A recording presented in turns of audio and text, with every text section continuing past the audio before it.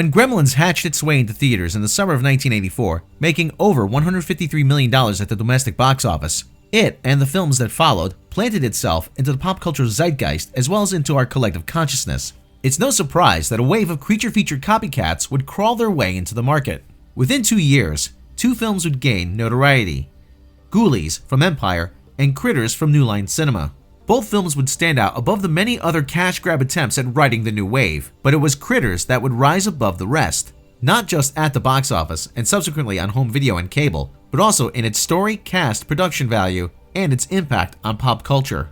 Taking advantage of a PG-13 rating that Gremlins and Indiana Jones and the Temple of Doom helped bring about, Critters was edgier, darker, and more in the vein of sci-fi horror than Warner Brothers' creature feature was.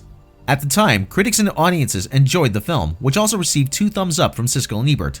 I liked it enough to say thumbs up. You know, I liked the film for the same reasons you did. If I were a teenager, I just ate up, and I enjoyed it as a double teenager. I like the way the movie was able to go back and forth between what is obviously supposed to be a science fiction thriller and the other part, which is kind of a down-home comedy. And there are some lines in the movie that, because they're unexpected, you know what I'm thinking of, are really funny. With 4 movies, a TV series, and a 5th film on the way, the franchise has found new life in recent years. Critters, along with A Nightmare on Elm Street, helped put New Line Cinema on the map in the 1980s, and paved the way for their success in years to come. In this video, we will cover the history of the Critters franchise, how the series ties into the previous films, and what is known so far of the 5th film coming from SyFy.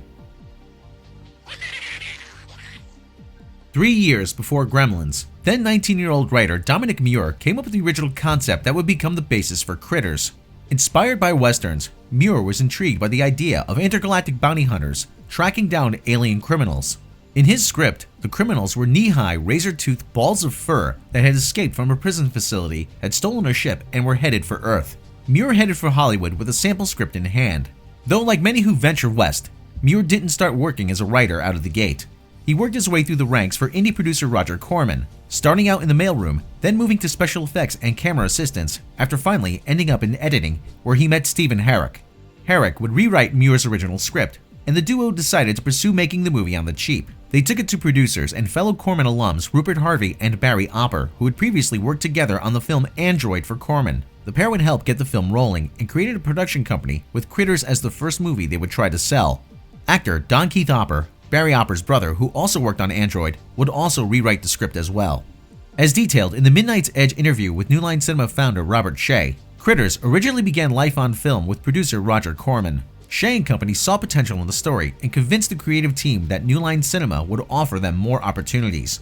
Shaye originally lost out on Android and didn't want his shot at Critters to pass him by. After a short bidding war with Corman, Shaye and New Line emerged victorious. Instead of a B movie made on the cheap for a couple $100,000, New Line would give them the opportunity to make a film on a bigger budget and secure a more talented cast. A cast that would include future Phantom star Billy Zane, who had previously appeared the year before as one of Biff's goons in Back to the Future, and Scott Grimes, who's currently appearing as Lieutenant Gordon Malloy on The Orville. Although a lot of the characteristics of the Critters were described in the original script, designers, the Kyoto brothers, took inspiration from Looney Tunes' The Tasmanian Devil, adding the ability to roll, something that made them faster and more visually interesting than many of their rubber monster contemporaries were at the time. At first glance, they seemed to be carnivorous, bloodthirsty animals with only one thing on their mind: food. However, the Critters are actually very intelligent and dangerous creatures. They were not only able to escape from an advanced maximum security space prison, they had also stolen a ship and found their way to Earth, where they tormented the Brown family on their farm outside of the small fictional Kansas town of Grover's Bend. Krites, as they are called by the bounty hunters charged with hunting them down, are round, hairy, viciously hungry, and are equipped with poison-tipped quills they use to subdue their prey. The cast consisted of several veteran actors, with M. Emmett Walsh of Blade Runner as the small-town Kansas Sheriff Harv, E.T. the Extraterrestrial and Cujo's Dee Wallace as Helen Brown, the matriarch of the Brown family, the Hitchers Billy Green Bush as Jay Brown, noted character actor and sister of producer Robert Shaye, Lynn Shaye, who had appeared previously in Brewster's Millions as Sally, Broadway actor Terrence Mann in dual roles as singer Johnny Steele and as the bounty hunter Ugg, future producer and Munchie star Nadine Vandeveld as the Brown daughter April, and co-writer Don Keith Opper as the town drunk and conspiracy theorist Charlie. Initially, the filmmakers wanted subtitles for the Critters. Producer Robert Shaye reportedly didn't. For the first screening for investors and for New Line, Stephen Herrick took some money from petty cash and paid for subtitles for one specific scene.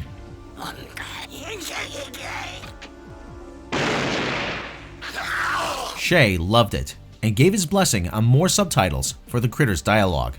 As revealed in the Midnight's Edge interview with him, Shaye thought the ending seemed to be a bit of a downer. The original ending had the Critters blow up the Brown family home as they tried to fly away, with the Browns returning the next day to gather up the family cat and leave. Shaye had the idea that the communicator that Ugg the bounty hunter gave to Bradley in the prior scene also had the ability to reconstruct the house, so the crew reshot the ending with the house recreated in miniature. Shaye's reaction to the original story and fighting for the rights was arguably the right move. The first film recouped its $2 million budget in the first couple of weeks in limited release in April of 1986. The film grossed nearly as much every weekend as the biggest films in the country while only on a third of the screens.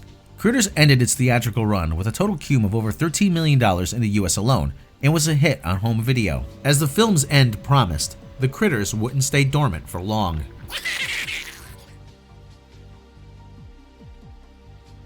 Critters seemed to be a great new franchise for New Line Cinema, which at this point only included the Nightmare on Elm Street series. A sequel was greenlit soon after for a 1988 release. With double the budget, the effects were upgraded, and there were now at least 3 times as many creatures on screen. Along with some new additions, a few original cast members returned. Master of Horror Mick Garris, who had previously worked on the television series Amazing Stories, took the reins as director. Though New Line had success with the first Critters movie, they weren't alone in reaping the rewards with its release on home video. New Line Cinemas at the time didn't release Critters itself on the home media market. It was in fact released through a deal which they had signed with RCA Columbia. Now, RCA Columbia started to exert some of their influence upon the sequel. Also, due to the success of the first film and more studio involvement, Bob Shaye reportedly now visited the set more often. Rupert Harvey and Barry Opper returned to produce, and the Chiodos returned to work on special effects. Writer David Toohey, who would go on to work on The Fugitive, Waterworld, G.I. Jane, and Pitch Black, took over writing the first draft of the story, while Mick Garris would perform a rewrite. Dominic Muir would struggle after Critters, writing B-movies and adapting Japanese movies for English audiences. He would frequently write under the pseudonym August White. Muir died due to complications from cancer in 2010. Herrick, director of the first film, would in addition to directing Bill and Ted's Excellent Adventure and The Mighty Ducks, would direct Don't Tell Mom the Babysitter's Dead and Mr. Holland's Opus. Scott Grimes, Terrence Mann, Don Keith Opper, and Lynn Shaye all returned. The only actor asked to return who didn't was M. Emmett Walsh as Sheriff Harv. Barry Corbin took over the role. The new cast included Tom Hodges of Lucas, Leanne Curtis from 16 Candles, Herta Ware from 2010 and Cocoon, Playboy model Roxanne Kernahan, and Eddie Deason of Grease. The film also featured director Tommy McLaughlin in a small role, who Midnight's Edge previously interviewed.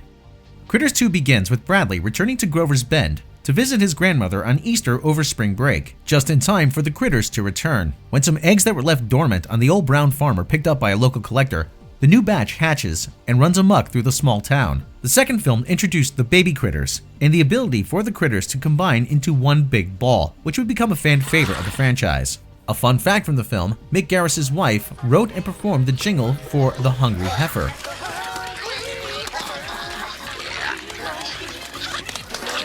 Unlike a lot of gory horror films of the day, Critters 2 had no issue getting a PG-13 rating without any cuts. Critters 2 unfortunately lost New Line Cinema a financing deal, as a major part of their business was financing from outside sources. The second film floundered on screens, only grossing $3.8 million domestically, but has since gained a cult audience and seemingly did well enough on home video like the first film, greenlighting not only a third film, but a fourth film as well, only this time they would be straight to video.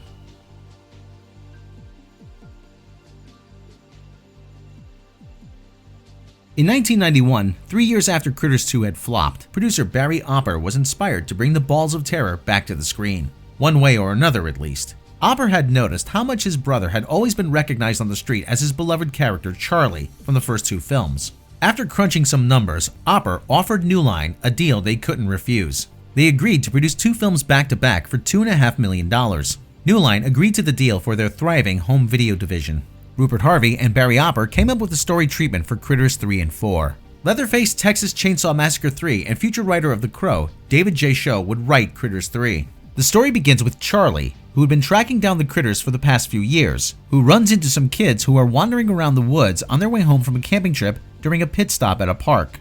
A family made up of a single father and his 2 children unknowingly has critter eggs stowed away on their truck. They hatch and begin to feed on the tenants of a small apartment building. Charlie tracks them down and puts his critter-busting experience to the test. Don Keith Opper and Terrence Mann, in a very short cameo as Ugg, are the only returning cast members. The new cast included Amy Brooks, best known for Sorority House Massacre as Annie, Christian Cousins as her brother Johnny, veteran character actress Frances Bay from The Karate Kid, Arachnophobia, and who would go on to play Adam Sandler's grandmother in Happy Gilmore as Mrs. Ganji, veteran actor Bill Zuckert, who appeared in the Star Trek episode Spectre of the Gun as Mr. Ganji, actor Jeffrey Blake, known for Young Guns and The Last Starfighter as the superintendent of the critter-infested building, and a pre-Titanic Leonardo DiCaprio as Josh, stepson of the building owner. The movie was made on a veritable shoestring. Only a handful of critters appeared in the film this time around, but improvements in effects since the previous film and reduced cost made it easier to make more articulated puppets.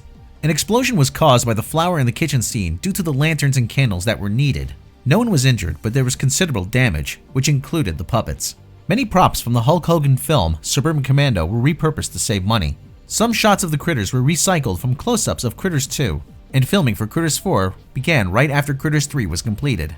Critters 3 was also one of the first films to be edited digitally.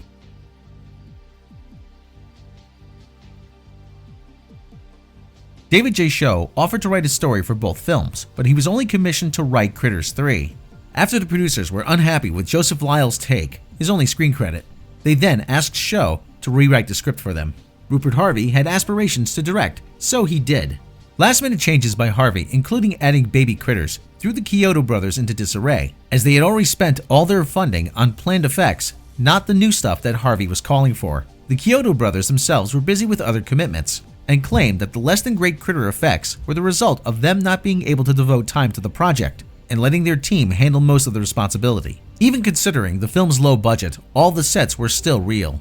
Despite being shot back-to-back with Critters 3, Critters 4 is set over 50 years in the future. Opening with Charlie floating in space in suspended animation, waiting to be picked up, a ship comes upon him and brings him on board. The crew, who are at the mercy of the killer Krites, wait for Ugg and his gang to retrieve them. Don Keith Opper returned as Charlie, and Terrence Mann also returned in a larger role as Ugg. The remaining cast included Oscar-winning actress Angela Bassett, veteran character actor Brad Dourif, who is known for the voice of Chucky from the Child's Play series, and Anders Hove from the Subspecies movie series. In 1990, New Line began releasing their own movies on home video, until taken over by Warner Brothers in 2010. Critters 3 and Critters 4 were some of their earliest straight-to-video releases.